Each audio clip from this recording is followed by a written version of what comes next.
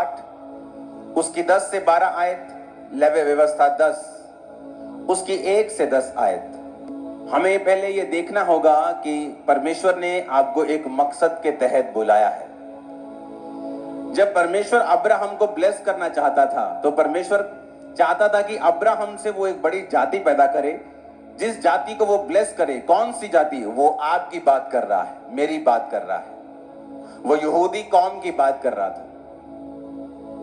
तो परमेश्वर ने कहा अब्राहम से मैं एक बड़ी जाति पैदा करूंगा, लेकिन मैं अब्राहम की जिंदगी में काम नहीं कर सकता जब तक अब्राहम अपने घर को, अपने परिवार, अपने कुटुंब, अपने रिश्तेदार और अपने देश को छोड़ नहीं देता। क्योंकि परमेश्वर उससे बात करना चाहता था। और कई बार आपके आसपास इतनी नॉइज है, इतनी आवाजें हैं, इतनी सलाहें हैं कि परमेश्वर आपसे चाहते हुए भी बात नहीं कर पाता। याद रखो, वो पुश करने वाला परमेश्वर नहीं है। आपने सुना होगा कि मैं जी फलानी जगह पे गया, मुझे खेल आ गई और तब मुझे मालूम हुआ जी मुझे सेवा करनी पड़ेगी, जबरदस्ती अब ये आत्मा मुझसे सेवा करवाती है। लेकिन परमेश्वर ऐसा नहीं है। वो कहता है चोर चोरी करने के लिए, घात करने के लिए, डाकू जबरदस्ती छीनने के लिए आता है, पर मैं चोर और डाकू नहीं हूं। मैं तुम्हारे दरवाजे के सामने से आऊंगा। आपसे पूछा जाता है कि क्या आप जीसस क्राइस्ट को एक्सेप्ट करने के लिए तैयार हैं? जिस तरह घर का मालिक घर के गेट से आता है, ऊपर से नहीं। जीसस आपके घर का मालिक है, वो सामने से आता है, पूछ के आता है। आप मेरी बात समझ रहे कि नहीं? वो आपको बताता है कि वो आपको ब्लेस करना चाहता है। लेकिन कई बार आपके आसपास इतनी आवाजें हैं, इतना शोर है, इतने ओपिनियंस हैं, इतनी सलाहें हैं कि आप परमेश्वर की आवाज को सुन नहीं पाते। और जब तक आप परमेश्वर की आवाज को फॉलो नहीं करेंगे, आप उस चीज को कभी हासिल नहीं कर सकते जिसके लिए परमेश्वर ने आपको बुलाया है, जिसके लिए आप पैदा हुए हैं। और बाइबल कहती है अब्राहम वहां से निकला, अपने देश को, अपने परिवार को, कुटुंब को छोड़ा और बाइबल कहती परमेश्वर का फॉलो किया। तो परमेश्वर ने फिर उससे बात करनी स्टार्ट की और उसकी जिंदगी के ऊपर काम करना शुरू किया। जब परमेश्वर आपको कहता है कि तुम मेरे निज प्रजा हो, तुम मेरे चुने हुए लोग हो, तुम राजपदधारी हो, तुम याजकों का समाज हो, इसका मतलब वो ये कहता है कि तुम दुनिया से अलग किए गए लोग हो। तुम दुनिया में रहते तो जरूर हो, पर दुनिया के जैसे काम नहीं करते हो। तुम दुनिया के नहीं हो, तुम दुनिया के जैसे सोचने के लिए और काम करने के लिए पैदा नहीं हुए हो। मैंने तुम्हें दुनिया में से, जगत में से चुन लिया है ताकि मैं तुम्हारी जिंदगी के ऊपर काम करूं, तुम मेरी आवाज को सुनो और बहुतेरों के लिए आशीष का कारण बनो। आप अपने लिए सोच रहे हैं कि मुझे हीलिंग चाहिए, मेरा वीजा आ जाए, आज मैं आत्मा में बढ़ूंगा, आज मैं परमेश्वर को बोलूंगा परमेश्वर ये कर। आप ये सोच रहे हैं, लेकिन परमेश्वर आपकी पीढ़ियों को ब्लेस करने के बारे में सोच रहा है। वो आपकी जनरेशंस को देख रहा है, जो आपके अंदर से निकलेंगे, वो आपकी जनरेशंस को देख रहा है। और वो ये देख रहा है कि जब आप उसकी आवाज को सुनेंगे, आप ग्रेट जनरेशन कहलाएंगे, एक चुना हुआ रेली वंश कहलाएंगे, आशीषित लोग कहलाएंगे। आपके जैसे आशीषित आपके पूरे रिश्तेदारों में कहीं नहीं होंगे अगर आपने जीसस क्राइस्ट की आवाज को फॉलो किया तो। लेकिन बात यह है, सिर्फ क्रिश्चियन घर में पैदा होना ही जरूरी नहीं है। क्रिश्चियन घर में पैदा होने के बाद इसलिए आप पूछते हैं लोगों को कि क्या आपने जीसस क्राइस्ट को अपना पर्सनल सेवियर ग्रहण किया? बोलते मैं तो क्रिश्चियन हूं। No no no no no, आप क्रिश्चियन घर में पैदा हुए हैं, आप अपनी मर्जी से पैदा नहीं हुए, आप पैदा हो गए हैं। लेकिन क्या आपने यीशु मसीह को अपना उद्धारकर्ता ग्रहण किया है या नहीं किया है? क्या आपने बपतिस्मा लिया है या नहीं लिया है? क्या आप प्रेयर करते हैं कि नहीं करते हैं? क्योंकि अगर आपने जीसस क्राइस्ट को अपने जीवन में ग्रहण किया है तो फिर वो आपके लाइफ में काम करना स्टार्ट करता है, वो आपको गाइड करना स्टार्ट करता है। फिर आप उस लाइन में चले जाते हैं जहां आपको सिर्फ सक्सेस मिलेगी, आशीष मिलेगी। लेवी व्यवस्था में जब मूसा इस्राएलियों को लेकर जा रहा था तो परमेश्वर इस्राएलियों को आज्ञाएं देता था, उनको बताता था कि तुम मेरे निज प्रजा हो, तुम मेरे लोग हो। मैंने खास मकसद के तहत तुमको अभी सिर्फ मिस्र से निकाला ही है, अभी योजना पूरी नहीं हुई। अभी तो तुम शैतान के पंजे से निकले हो, अब मैं तुमको कनान देश दूंगा, उसके बाद भी मेरी योजना पूरी नहीं हुई। उसके बाद मैं तुमको आगे लेके जाऊंगा, तुम्हारे शत्रु तुम पर कभी सफल नहीं होंगे, मैं तुम्हें कभी बीमार नहीं रहने दूंगा, मैं तुम्हारी लाइफ में हमेशा बरकत रखूंगा, मैं तुम्हें अकेला नहीं छोड़ूंगा, मैं तुम्हें जातियों में श्रेष्ठ करूंगा, तुम कभी कर्जा नहीं लोगे, तुम कर्जा दोगे। तो परमेश्वर ने अपनी आशीषों के साथ उनको नवाजा और कहा तुम आगे चलो, मैं तुम्हारे साथ हूं। और फिर तुम्हारे अंदर से यीशु मसीह का वंश, यीशु मसीह पैदा होंगे, और फिर यीशु मसीह के पैदा होने के बाद हजारों और करोड़ों लोग जो आज जीसस क्राइस्ट को फॉलो करते हैं वो बचाए जाएंगे। ये परमेश्वर की प्लानिंग थी, ये परमेश्वर की योजना थी।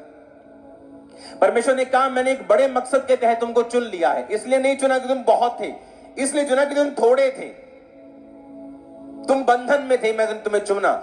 और मैंने इसलिए तुमको चुना है कि अब मैं तुम्हारे जीवन में अपनी महिमा प्रकट करूं और तुम्हारे द्वारा लोगों को बताऊं कि जीवित परमेश्वर की ओर कैसे मुड़ना है और क्यों मुड़ना है।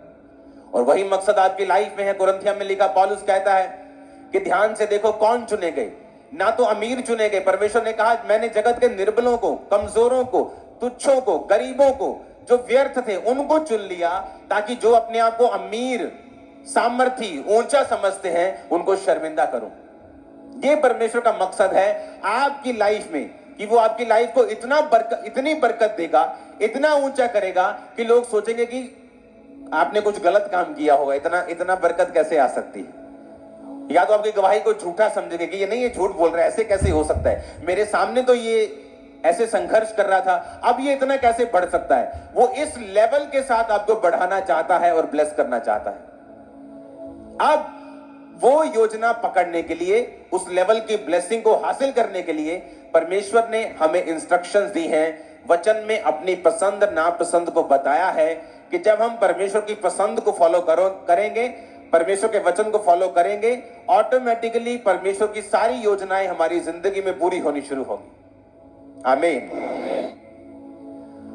लेवी व्यवस्था 10 उसकी 1 से 10 आयत में लिखा, तब नदाब और अबीहू नामक हारून के 2 पुत्रों ने अपना धूप दान लिया और उसमें आग भरी और उसमें धूप डालकर उस ऊपरी आग को जिसकी आज्ञा यहोवा ने नहीं दी थी यहोवा के सम्मुख अर्पित किया, यानी भेंट कर दी।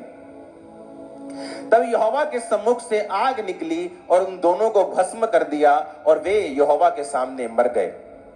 मूसा ने हारून से कहा, यह वही बात है जिसे यहोवा ने कहा था कि जो कोई मेरे समीप आए अवश्य है कि मुझे पवित्र जाने और सारी जनता के सामने मेरी महिमा करे। और हारून चुप रहा। ऊंची आवाज से बोलो आमीन। पंजाबी च कहावत है ना कि जिन्ना मिठा चाहिए उन्ना पाना पैना आप, हाँ, जिन्ना गुड़ उन्ना मिठा। परमेश्वर ने कहा महायाजक जो होंगे वो कभी भी करलाएंगे या रोएंगे नहीं, चाहे उनका कोई भी करीबी मर जाए। जो याजक होंगे वो अपने भाई, अपनी बहन जिसकी शादी नहीं हुई, अपना बाप, अपनी मां, अपने बेटे बेटी के लिए तो रो सकते हैं अगर वो मर जाए, लेकिन और कहीं पर भी किसी के लिए रो नहीं सकते, अशुद्ध नहीं हो सकते, किसी लाश को छू नहीं सकते। आम पब्लिक जहां जाना चाहे जा सकती है, जिसको छूना चाहे छू सकती है, रो सकती है। जिसका जितना अभिषेक था उसकी उतनी ही सैक्रिफाइस थी, उसका उतना बलिदान था जो परमेश्वर उनसे मांगता था। नया नियम में जब प्रभु यीशु मसीह कुर्बान हुए और जी उठे तो उसके बाद परमेश्वर ने सारा सिस्टम बदल दिया। अब परमेश्वर कहता मैं तुम्हारा महायाजक हूं और तुम सब याजक हो। और याजकों के लिए यह बात परमेश्वर ने जरूरी ठहराई थी कि वो दुनिया से अलगताई में रहे, क्योंकि परमेश्वर की योजना जो है उसकी लाइफ के ऊपर है। क्योंकि याजकों के लिए परमेश्वर की योजना थी, मैं तुम्हें उत्तम दाख दूंगा, उत्तम तेल दूंगा, उत्तम परिवार दूंगा, उत्तम सब कुछ तुम्हारा उत्तम होगा, ये मेरी तुम्हारे लिए ब्लेसिंग होगी क्योंकि तुम मेरे सेवक हो। नए नियम में जीसस क्राइस्ट के जी उठने के बाद जो कोई आज प्रभु यीशु मसीह को मानता है, वचन के मुताबिक वो राजा भी है और याजक भी है। अब हम याजकों के पास नहीं जाते, आप मेरे पास नहीं आते हो पाप माफ करवाने के लिए। मैं आपको बोलता हूं यहीं से बोलो कि हे जीसस क्राइस्ट प्रभु जी मेरे पापों को माफ कर, अपने लहू से धो, तो आपके पाप शुद्ध हो जाते हैं। क्योंकि जीसस क्राइस्ट मेरा और आपका महायाजक है और हम सब याजक हैं। तो याजकों के लिए परमेश्वर ने एक योजना बनाई थी कि याजकों को मैं ब्लेस करूंगा, याजकों को सबसे उत्तम दूंगा, लोगों से उत्तम दूंगा। अगर लोग बेस्ट ले रहे हैं, उत्तम ले रहे हैं, तो 10 उत्तम लेकर उन उत्तमों में उत्तम, बेस्ट ऑफ बेस्ट जो होगा वो मैं याजकों को दूंगा। ये परमेश्वर के मन में फोटो थी, कल्पना थी, योजना थी याजकों के लिए जो उसके नाम की सेवा को करते थे। अब जब परमेश्वर आपको याजक कहता है तो वो ये भी एक्सपेक्ट करता है कि याजक जो थे वो दुनिया से अलग रहते थे, वो लोगों में घुलते और मिलते नहीं थे। जिस तरह वचन कहता है, मसीह का बलियाल के साथ क्या लगाव, अंधेरे का ज्योति के साथ क्या मेल, अविश्वासी के साथ हमारा क्या मेल। पौलुस कहता है, मैं ये नहीं कहता कि तुम शराबी से बात ना करो, तुम पापी से बात ना करो, तुम उसके साथ वचन शेयर ना करो। नहीं तो अगर हम इनकी किसी के साथ संगति नहीं कर सकते ऐसे लोगों के साथ, तो फिर तो जगत से हमें निकल जाना पड़ता, क्योंकि हर जगह शराबी और पापी और नशेड़ी और व्यभिचारी आपको मिल जाएंगे। लेकिन पौलुस कहता तुम इनके साथ संगति ना करो, इनके साथ यारियां ना बांधो, इनके साथ दोस्तियां ना करो, इनको वचन दो, वचन देकर इनसे फिर अलग हो जाओ। परमेश्वर ने कहा अब्राहम को, मैं तुम्हारे वंश को समुद्र के रेत की तरह बनाऊंगा। समुद्र की रेत, अगर आप रेत से बर्तन को मांजते हैं तो रेत कभी गंदी नहीं होती, लेकिन बर्तन को शुद्ध कर देती है।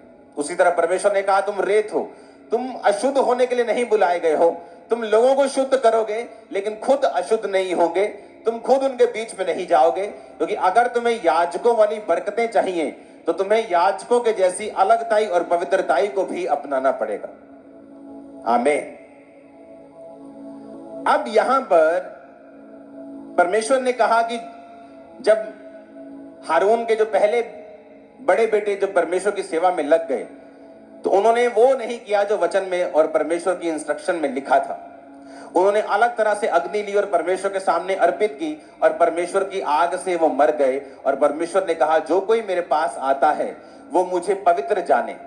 नए नियम में भी यही बात लिखी है, कोई भी पवित्रताई के बिना परमेश्वर को देख नहीं सकता। अगर आपकी लाइफ पवित्रताई में नहीं है, अगर आपकी लाइफ व्यभिचार में है, अगर आपकी लाइफ चोरी में है, अगर आपकी लाइफ गुंडागर्दी में है, अगर आपकी लाइफ लड़ाई झगड़े में है, अगर आपकी लड़ाई, आपके मन में हर वक्त वैर विरोध रहता है, हर वक्त विरोध करना रहता है, तो आप पवित्रताई में नहीं है। एक रिलीजियस स्पिरिट होती है, ये रिलीजियस स्पिरिट ऐसी होती है कि ये दुष्ट आत्मा से भी बुरी होती है। जिन लोगों में रिलीजियस स्पिरिट होती है, जिस तरह सदूकियों और फरीसियों में थी, उनके कपड़े देखो कैसे थे, शॉल पे शॉल, उसके बाद एक शॉल, पूरा अपने आप को तैयार करके आते थे, लेकिन पवित्र आत्मा का विरोध करते थे, जीसस क्राइस्ट का विरोध करते थे। आज भी आपको ऐसे लोग मिल जाएंगे, जीसस क्राइस्ट के कामों के लोगों, उसके लोगों का विरोध करते हुए आपको मिल जाएंगे। अपने आप को रिलीजियस बोलेंगे, जीसस क्राइस्ट को फॉलो करने वाला बोलेंगे, लेकिन जब वो प्रेयर करने जाएंगे, जब वो काम करने के लिए जाएंगे, उनको वो रिजल्ट कभी हासिल नहीं होंगे, क्योंकि परमेश्वर कभी भी रिलीजियस आत्मा वाले लोगों को कभी बढ़ाता नहीं। जो हर वक्त दूसरों का विरोध करते हैं, दूसरों को नीचा समझते, दूसरों को पापी समझते हैं और अपने आप को सुपीरियर समझते हैं, ये एक रिलीजियस स्पिरिट की निशानी होती। परमेश्वर ने आपको एक ऐसी स्पिरिट दी है और आपको अलग टाइम में बुलाया है, एक लेवल पर, एक कुर्सी तक जो आपके लिए सोची गई है, वहां तक लेके जाने के लिए। अब वहां तक जाने में परमेश्वर का कोई हाथ नहीं है।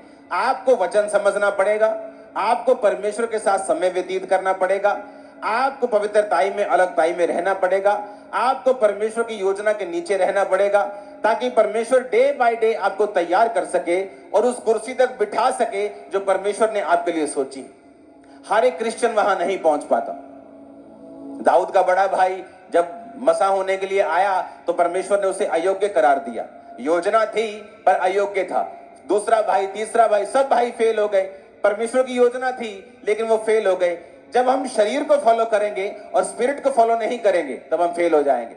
मोस्टली आप शरीर को तब फॉलो करते हैं अपनी लाइफ में जब आपका साइलेंट टाइम होता है, जब आपको लगता है परमेश्वर जवाब नहीं दे रहा, आप क्रिश्चियन होते हुए भी एक ऑर्डिनरी, एक आम मसीही जीवन जी रहे हैं, आपको लगता है कोई फर्क नहीं है, मैं कमाता हूं तो खाता हूं।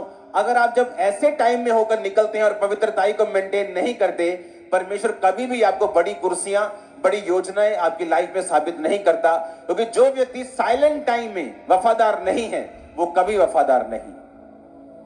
व्यभिचार की स्पिरिट ऐसी है, आप देखते हैं परिवारों में एक लड़का व्यभिचार में है या लड़की व्यभिचार में है, बड़ा बुजुर्ग बोलेगा ओ बहन जी ब्याह कर दो ठीक हो जाएगा।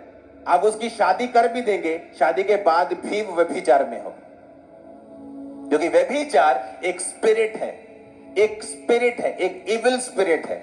अगर आप में व्यभिचार की कमजोरी है तो वो शादी के पहले भी अगर है तो शादी के बाद भी रहेगी। अब अपनी वाइफ को छोड़ के दूसरों को देखोगे। जब तक आप उस स्पिरिट पे कब्जा नहीं करोगे, जब तक आप इस जवान होते हुए, कुंवारे होते हुए उस स्पिरिट के ऊपर काबू नहीं करोगे, परमेश्वर कभी आपको हाई लेवल पे नहीं लेके जाए। आपकी शरीर की इच्छाओं पर काबू, परमेश्वर के वचन के ऊपर विश्वास, उसके स्टैंडर्ड को ना छोड़ना, ये प्रूफ करेगा और परमेश्वर के लिए जलन रखना।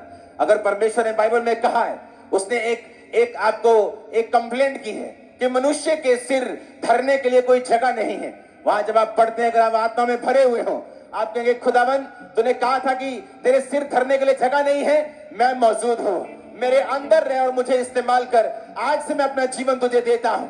आप देखना कैसे खुदावन का आत्मा पे उतरता और काम करने शुरू करता है। आमीन। जहां वो कंप्लेंट कर रहा है वहां आपको खड़े होना है। बाइबल कहती है पुराने नियम में जब लोग व्यभिचार में थे तो एक व्यक्ति उठा और व्यभिचारी का खून कर दिया। अब परमेश्वर खून करने के लिए नहीं बोलता, क्योंकि अब लड़ाई मांस और लहू की नहीं है, लेकिन जिसने व्यभिचारी को सजा दी परमेश्वर ने उसे अगवा बना दिया था। परमेश्वर ने कहा तेरे अंदर जलन है, तेरे अंदर जलन है मेरे वचन को पूरा करने की, तेरे अंदर जलन है पाप के खिलाफ काम करने की। मैंने औरतें देखी हैं अपनी बेटी के व्यभिचार को छुपाती हैं अपने पति से, अपने परिवार से, उनको सपोर्ट करती हैं। वो उनको नरक जाने के लिए सपोर्ट कर रही हैं, वो उनको सपोर्ट कर रही है कि मैरिज के बाद उनकी हालत खस्ता होने वाली है, क्योंकि वो मैरिज में सक्सेसफुल होने के चांस बहुत कम होंगे उनके। क्यों? क्योंकि ये स्पिरिट मैरिज के बाद भी उसे फॉलो करेगी, शैतान उसे फॉलो करेगा और वो सब काम चुराएगा, घात करेगा, नष्ट करेगा उसकी जिंदगी में जो वो नहीं चाहती। इसलिए परमेश्वर ने कहा पवित्रता ही वो है कि जिससे मैं प्रेम करूं तुम प्रेम करो, और जिससे मैं नफरत करूं तुम नफरत करो। हालेलुया। जब आपको जवानी में कुंवारे होते हुए भी आप इस चीज पर कब्जा नहीं कर पाएंगे, मैं आपको लिख के देता हूं शादी के बाद भी आप नहीं कर पाएंगे। आपको यह समझना होगा कि यह दुष्ट आत्मा है, ये डेविल से इंस्पायर्ड है, इसका रचनकर्ता, इसका बनाने वाला, रचने वाला शैतान है। और जब आप शैतान की चीजों को अपनी लाइफ में रखेंगे आप कभी सक्सेसफुल नहीं हो सकते। आपका फोन शैतान का सबसे बड़ा हथियार है। आज जो गंदगी लोग फोन वेबसाइट्स पे जाके देखते थे आपको फेसबुक पे आज मिल जाए, इंस्टाग्राम पे मिल जाए, तो उसको उतरने के लिए रखो कि अपना काम करो। मैं तो पोस्ट तक नहीं करता हूं फेसबुक पे, इंस्टा टीम करती है, 15-20 पता नहीं कितने लोगों की टीम है, वो सारा काम करती है। मैं जो स्पिरिट बोलता है मैं जाता हूं, चेक करता हूं, बाहर आ जाता हूं, दैट्स इट। क्योंकि अगर आपने ये बात नहीं समझी, यहोवा ने कहा, फिर से पढ़ेंगे उस आयत को, मूसा ने हारून से कहा यह बड़ी बात है जिसे यहोवा ने कहा था कि जो मेरे समीप आए वो मुझे पवित्र जाने। आपको यह बात समझनी पड़ेगी कि उनकी गलती क्या थी कि उन्होंने वचन को तोड़ा था और इतने में ही आग ने भस्म कर दिया। और परमेश्वर ने कहा मेरे वचन को तोड़ने का मतलब है तुमने मुझे पवित्र नहीं समझा। पुराना नियम इतना सख्त था, नया नियम इतना सख्त नहीं है। ये ग्रेस का टाइम है, अनुग्रह का टाइम है। लेकिन पौलुस ये भी कहता है कि अगर अनुग्रह का टाइम है तो क्या पाप करते रहें? अगर आज भस्म नहीं होते गलती करने पर तो क्या गुनाह में फंसे रहें? तो परमेश्वर ने कहा कि तुम इसको अच्छी बात समझो कि अब सख्त टाइम नहीं है, ताकि तुम मन फिरा सको और परमेश्वर में चल सको। हालेलुया। तो बाइबल कहती है, लेवी व्यवस्था 8 उसकी 10 से 12, तब मूसा ने अभिषेक का तेल लेकर निवास का और जो कुछ उसमें था और उन सब का भी अभिषेक कर कर उन्हें पवित्र किया।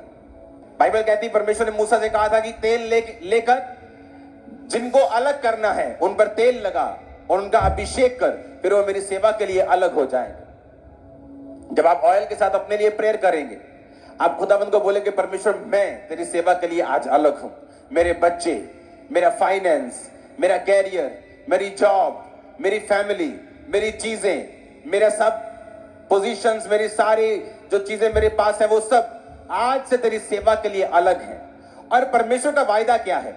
जब आप अपने आप को, अपने परिवार को, अपने फाइनेंस को प्रभु के लिए पवित्र करके अलग कर देंगे, मैं आपको बता रहा हूं, शैतान पीट पीट के मर जाएगा, आप पे अटैक नहीं कर पाएगा। मैं आपको बता रहा हूं। कौन लोग है जो शैतान के विक्टिम है, जो अलग नहीं है? कौन लोग है जो शैतान के अटैक के नीचे हैं, जो अब तक सेवकाइयों के लिए अलग नहीं है, जो खुदा के कामों के लिए अलग नहीं है? शैतान गया परमेश्वर के दूतों के बीच। परमेश्वर ने कहा कहां से आया है? उसने कहा पृथ्वी पर घूमते घामते और डोलते डालते आया हूं। परमेश्वर ने कहा तूने मेरे दास अय्यूब को देखा है कि उसके जैसा डर मानने वाला, बुराई से दूर रहने वाला, खरा मनुष्य धरती पर और कोई नहीं है? उसने कहा क्या वो तेरा डर बिना लाभ के मानता है? तूने जो उसके आसपास बाड़ा बांध रखा है। और अगर आप अय्यूब की लाइफ को पढ़ेंगे तो आप नोटिस करेंगे कि वो एक याजक की तरह काम करता था। और आप नोटिस करेंगे अय्यूब जिस जमाने में था उस जमाने में कोई भी याजक नहीं होते थे। अगर होते तो कभी ना ऐसा होता कि अय्यूब अपने बच्चों के लिए खुद सब बलियों को देता और उनके पापों के लिए बलियां चढ़ा रहा होता। वो याजकों के पास जाता क्योंकि वो परमेश्वर यहोवा को मानने वाला था, तो हुक्म तोड़ने वाला नहीं था। तो वो मानने वाला था, लेकिन उस समय याजक मौजूद नहीं थे, वो याजकों से भी पहले के समय का था। तो बाइबल कहती है अपने बच्चों के अपराधों के लिए वो परमेश्वर के सामने खुद बलि को देता था। वो अय्यूब जो परमेश्वर के वचनों को मानता था और परमेश्वर की सेवकाई के लिए अलग था। किस तरह से मालूम होता है? सिर्फ अपने बच्चों के लिए वो बलियां नहीं देता था। बाइबल कहती है उसने कहा कि विधवा मेरे कारण आनंद के मारे गाती है, यानी विधवाओं को सपोर्ट करता था। अनाथों का मैं सहायक रहा हूं, अनाथों को वो सपोर्ट करता था। परदेसी का हाल मैंने जानबूझ के जबरदस्ती पूछ लिया, परदेसियों के साथ वो बड़े भले काम करता था। वो पूरी तरह से परमेश्वर की सेवकाई के लिए समर्पित था। और बाइबल क्या कहती है? वो पूर्वी देशों में सबसे बड़ा था, उसके फाइनेंस सबसे बड़े थे। अब अमीर हो गया, कारण क्या था? परमेश्वर की ब्लेसिंग उसके ऊंटों के ऊपर, उसकी भेड़ों के ऊपर जो कभी बीमार नहीं होती थी, जो ज्यादा बच्चे जमती थी, जो बलवान रहती थी। कितने मेरी बात को समझ रहे हैं? सब चीजों के ऊपर परमेश्वर का हाथ था। शैतान कहता है जब मैं उसे हाथ लगाने के लिए जाता हूं, तेरा बाड़ा उसके आसपास बंधा है, मैं उसे टच नहीं कर पाता। मैं उसकी भेड़ों के पास जाता हूं, तेरा बाड़ा लगा है। उसके ऊंटों के पास जाता हूं, तेरा बाड़ा लगा है। उसके बच्चों के पास जाता हूं, तेरा बाड़ा लगा है। सब तरफ तेरा बाड़ा लगा है, तेरी बाड़ बंदी है, मैं उसे छू नहीं सकता। क्योंकि अय्यूब ने अपने आप को परमेश्वर की सेवकाई के लिए अलग किया हुआ था। आप सेवकाई के लिए अलग होंगे, अपने बच्चों को अलग करेंगे। सेवकाई का मतलब पास्टर बनना नहीं होता।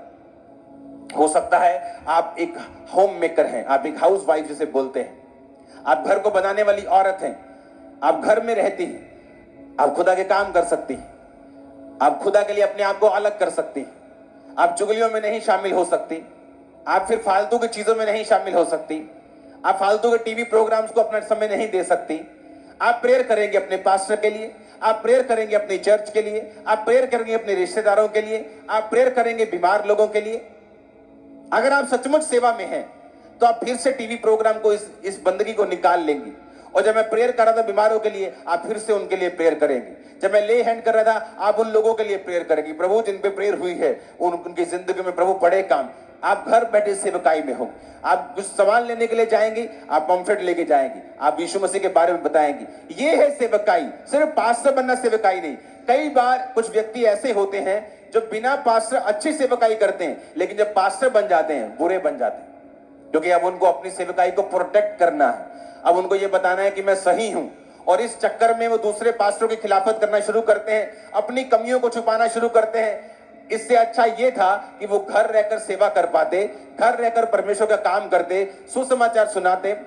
जब आप अलग हो जाते हैं कि मैं परमेश्वर आज चाहे आप 10 साल से क्रिश्चियन हैं, जब आप आज ऑयल के साथ प्रेयर करेंगे, आपको स्पेसिफिकली बोलना है, प्रभु आज से मैं अपने आप को अलग करता हूं, अपने बच्चों को अलग करता हूं, अपनी जॉब को अलग करता हूं, अपना फाइनेंस तेरे लिए अलग करता हूं।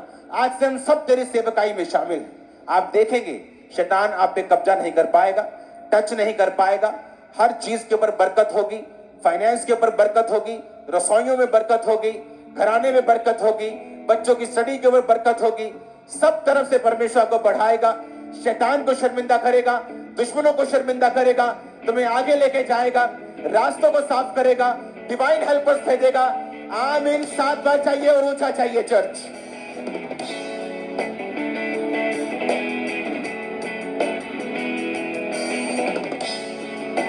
Hallelujah, hallelujah.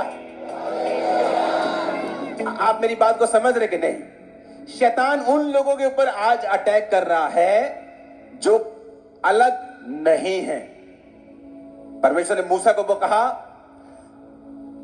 अभिषेक का तेल लेकर निवास कर, जो कुछ उसमें और उनका सबका अभिषेक कर उन्हें पवित्र किया। हालेलुया। 12 आयत में लिखा, उसने अभिषेक के तेल में से कुछ हारून के सिर पे डालकर उसका अभिषेक करके उसे पवित्र किया।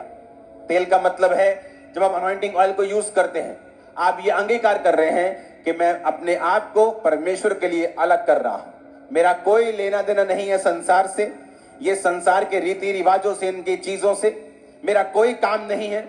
मैं एक अलग टाइम में बुलाया गया हूं।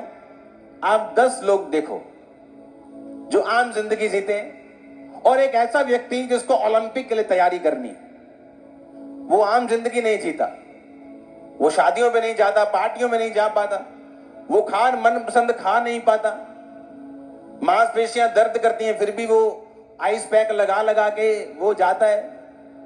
क्यों? क्योंकि उसे मालूम है कि वो एक खास काम के लिए चुना गया है।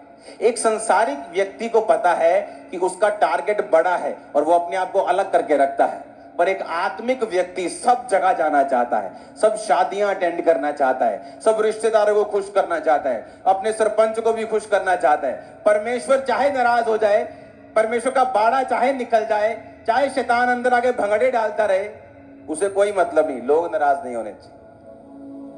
पौलुस कहता, अगर मैं लोगों को खुश करता रहता तो परमेश्वर का दास नहीं होता। आप जानते हैं, इस दुनिया के सबसे सक्सेसफुल आदमी, पैसे की बात कर रहा हूं, दुनियावी सक्सेस की बात कर रहा हूं, ओके, समझना। हो सकता है वो परमेश्वर के सामने सक्सेसफुल ना हो, लेकिन मैं आपको दुनियावी बात कर रहा हूं कि इस दुनिया के सबसे सक्सेसफुल आदमी, जिसकी प्रॉपर्टी अरबों में नहीं खरबों में है, आज जीवित है, जब उसके फैमिली मेंबर से पूछा गया कि आपके ये रिश्तेदार जो हैं, इनकी सफलता का क्या राज है, आप तो उसके करीब रही हैं, तो आप बताएं। कहती है, नो बहुत कहता है, नो, ना बहुत बोलता है, ये नहीं करना, ये नहीं करना, अपनी एनर्जी को सही जगह लगाता है, ना बहुत बोलता है, अपने स्टाफ को, अपने लोगों को बहुत मना, नो नो नो नो। लेकिन आप लोग नो बोलने के लिए तैयार नहीं है। आपका दोस्त बोलता है, चल यार इधर चलते, थोड़ा सा मैं जाता हूं, मुझे अपने काम में जाना है, मैं अंदर चला जाऊंगा, तू बाहर रह लेना, मैं आ जाऊंगा माथा टेक के, तू चलो चलो चलो। क्योंकि आपको नो बोलना नहीं आता, इसीलिए आप आत्मा में गरीब हैं। वो शरीर में अमीर हो गया शारीरिक फॉलो करके, आप आत्मिक लाइफ में हैं, आप आत्मा में इसलिए गरीब हैं। आपको नो कहना नहीं आता, आपको ना कहना नहीं आता। एक हाईली सक्सेसफुल आदमी, चाहे वो शरीर का हो, शारीरिक सक्सेसफुल हो, चाहे आत्मा में सक्सेसफुल व्यक्ति आपको मिले, इन दोनों में एक सिमिलैरिटी, एक सेम चीज आप पाएंगे, वो है नो कहना, मना करना। ये इनकी सिमिलैरिटी होगी। कहीं का भी सक्सेसफुल आदमी शरीर का, किसी भी देश का सक्सेसफुल आदमी स्पिरिट का, आप दोनों को बिठा लें, कहीं से भी, किसी भाषा का भी, आप एक उनमें खूबी पाएंगे, उन्होंने बहुत मना किया हो। चॉइसेस होंगी, चूजी होंगे, बहुत, हर चीज को एक्सेप्ट नहीं करेंगे, अपनी एनर्जी को सही जगह चैनलाइज करेंगे, लोगों की परवाह कभी नहीं करेंगे कि लोग क्या सोचते हैं। जब इस चर्च में 500 लोग थे, अगर लोग मुझे फंसाते कि नहीं आपको मुझे हफ्ते में विजिट देनी देनी है, तो कभी हम बढ़ते नहीं, कभी सुसमाचार का काम ना होता, कभी इतने बड़े बड़े क्रूसेड ना होते, कभी इतनी हैवी रूहें ना बचती, कभी इतने काम ना होते जो आप देख रहे हैं। मैंने कहा विजिट होंगी, लेकिन मैं लोग तैयार करूंगा, आपके लिए प्रेयर माउंटेन बनाऊंगा, 24 आवर प्रेयर सेंटर बनाऊंगा जहां आप प्रेयर करवाएंगे, आपके लिए प्रेयर माउंटेन जहां 24 आवर फिर से एक अलग टीम प्रेयर करती है। चर्च में एक टीम 9 से 5 रोज आपके लिए प्रेयर करती है। आज आप इतनी प्रेयर्स के नीचे हैं, आपको मालूम भी नहीं आप कितनी बड़ी ग्रेस के नीचे, और रोज आपका नाम लेके प्रेयर हो रही है एवरी डे। सुनो, आप सो जाते हो, आपने प्रेयर रिक्वेस्ट दी, आप भूल गए और 2 घंटे बाद अब भी ले हैंड हो रहा है। आप यहां बैठे हो ना, वचन सुन रहे हो, आप भी आपकी प्रेयर रिक्वेस्ट पे ले हैंड हो रहा है अभी भी। आप मेरी बात समझ रहे हो क्या? ये कभी इतनी बड़ी सफलता नहीं होती अगर मैं सिर्फ लोगों की बात सुनता, अगर मैं उन्हें मना ना करता, नो ना कहता। लेकिन आपको नो करने में डर लगता है, आपको लगता है बुआ नाराज हो जाएगी, भाई नाराज हो जाएगा, पत्नी नाराज हो जाएगी, पति नाराज हो जाएगा, मेरा एमएलए नाराज हो जाएगा। आपको मना नो करने पर डर लगता है, इसलिए स्पिरिचुअली आप सक्सेसफुल नहीं है। जब आप मना करेंगे, नो बोलेंगे, उस समय कुछ बेचैनी महसूस हो सकती है, उस समय कुछ अनकंफर्ट महसूस हो सकता है, लेकिन वो जरूरी है। जब जिम में जाते तो कंफर्ट फील नहीं होता, अगले दिन खलियां पड़ जाती हैं, आइस पैक लगाने पड़ते हैं, लेकिन बाइसेप बड़ा होता है, स्ट्रेंथ बढ़ती है, आपकी स्ट्रेंथ बढ़ेगी स्पिरिचुअल, आप बड़े होंगे आत्मिक रीति के साथ। आमीन ऊंचे वाला चाहिए चर्च, हालेलुया, ऊंची आवाज़ में बोलो। आप मेरी बात समझ रहे कि नहीं? आप जब उस ऑयल को, मैंने आज ऑयल मीटिंग नहीं थी, लेकिन मेरे ऑफिस में हमेशा इतना भंडार पड़ा रहता है ऑयल का कि जब भी प्रभु मुझसे कुछ कहे तो फटाफट सप्लाई हो जाए उधर से। तो आप ब्लेस हो जो आज पहुंच चुके हो मीटिंग में। आज आपको खुदा को कहना है, खुदा मैं अपने आप को अलग करता हूं, नो कहूंगा, ना बोलूंगा, अपने आप को अलग करता हूं आज मैं सेवा के लिए, तेरे काम के लिए, तेरे नाम को ग्लोरीफाई करने के लिए। और आप अपने आप पर ऑयल लगाएंगे, अगर बच्चे यहां मौजूद हैं उन पे लगाएंगे, अपनी चीजों के ऊपर, अपनी गाड़ियों के ऊपर, अपने फाइनेंस के, अपने बिजनेस के ऊपर, दुकानों, जो कुछ आपके साथ जुड़ा हुआ है, और बोलेंगे खुदावंद ये सेवा के लिए अलग है, हम तेरी महिमा के लिए अलग है।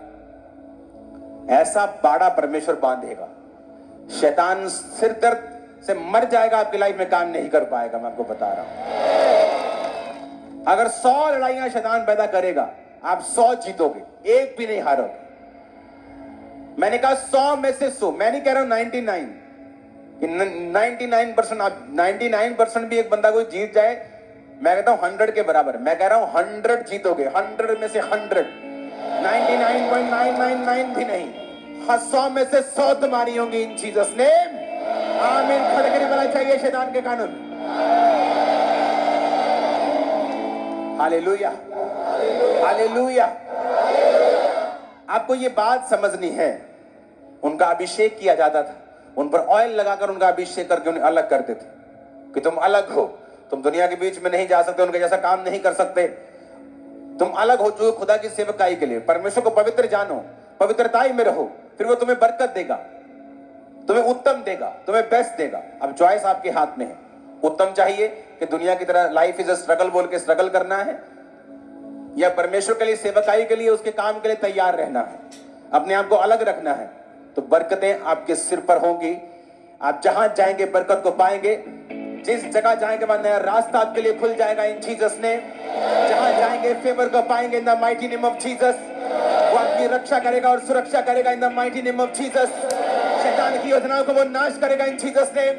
जादू और टोना तुम्हारा हिस्सा नहीं होंगे इन जीसस ने। दुष्ट आत्मा तुम्हारे घरों में काम न कर पाएंगे इन जीसस ने। फाइनेंशियली तुम ब्लेस होगे, तुम कर्जा दोगे लोगे नहीं इन जीसस ने। चाहिए चर्च। Hallelujah, hallelujah. और ये परमेश्वर की योजना है आप लोगों के। मैं ये सोच रहा था कि जिस तरीके से हम यहां तक पहुंचे हैं, जो दुनिया के लिए एक वंडर बना हुआ है, जो दुनिया के जाने माने बिगेस्ट मिनिस्ट्रीज के लोग हैं, जो मुझे पूछते हैं या मिलना चाहते हैं कि आपने ये क्या किया, कैसे किया, ये क्या हो रहा है, हमें बताएं, शेयर करें हमारे साथ वो विजन कि वो क्या प्रभु ने आपसे कहा कि आपने ये किया। मैं ये सोच रहा था कि जो मैंने किया तब किया जब विश्वास में स्ट्रगल था, रिसोर्सेस नहीं थे, चीजें नहीं थी, तो यहां तक पहुंचे। इमेजिन अगर इसको कंटिन्यू किया जाए तो क्या होगा। इमेजिन करो अगर इसको कंटिन्यू किया जाए तो क्या होगा।